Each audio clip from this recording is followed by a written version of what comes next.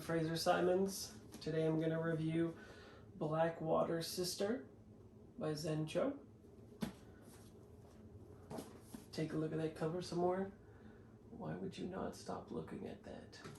So, this is about a character named Jess, who is a queer woman who's living in America with a Malaysian family that she is not out to as a lesbian. They moved back to Malaysia due to financial burdens that they're suffering in the US. They moved back to Malaysia, reconnect with family there, and subsequently with Jess's roots.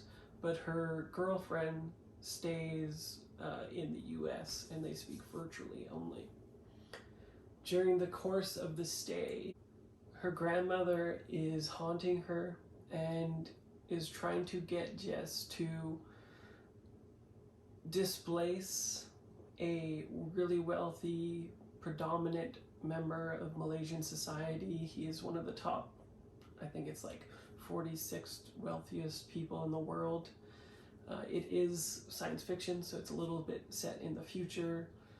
Mostly the way that people interact with technology is the same as we do here, though. So there's not too much going on where there's any info dumps or anything like that where you need to learn about the new technology, the new world, all that kind of stuff. Jess is essentially given a mission to stop this wealthy person from demolishing a temple, basically taken over by a condo complex.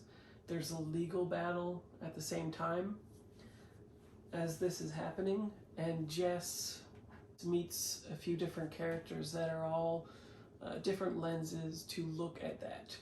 We also find out through the haunting of Jess's grandmother that Malaysian gods are real and that they can interact with the world in both surprising and unsurprising ways. For instance, the way gods work, it's kind of a little bit like American Gods, where it seems like as long as people believe in the spirit, then it can become worshipped and have some kind of power and influence.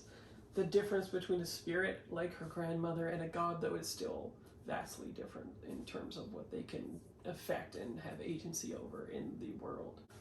We get to find out, along with Jess, what her actual boundaries are going to be for her family, for her grandmother, who wants to sometimes even possess her own body as a vehicle, sometimes maliciously, sometimes not.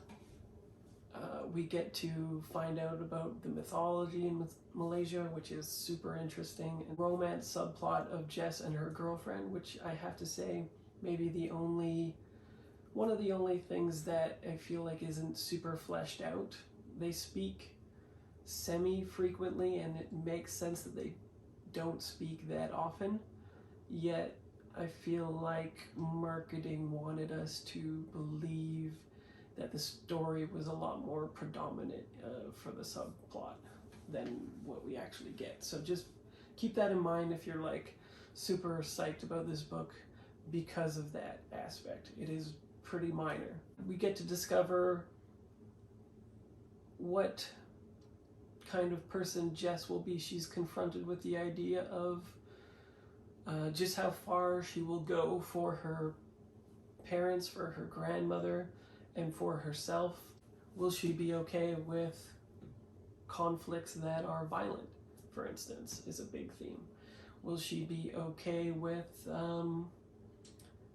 moving through a more affluent world? She gets that opportunity with another character, and we see sort of the beginnings of this person trying to co-opt her into mainstream culture despite not knowing that she is out. And the confluence of that works really well in the narrative. Overall, I really recommend this book. It was great. It's another one that I pre-ordered this year, and I wasn't let down. The overarching plot is good. The characters are good. The only downside in that is, like I said, the subplot of romance is not fleshed out as much as I would like. I believe it's marketed as an adult book, but it feels sometimes more like YA. It's a first-person narrative that the paragraphs and formatting suggest like YA for me, so take of that what you will. But I still highly recommend it. It's very cool. It's very interesting. It's different than anything that I have read, and I didn't know anything about Malaysian culture really, so it was just a real big treat for me. Everything that it was communicating was completely new, so yeah. Anyway, that's me. My name is Fraser Simons, and I will catch you next time.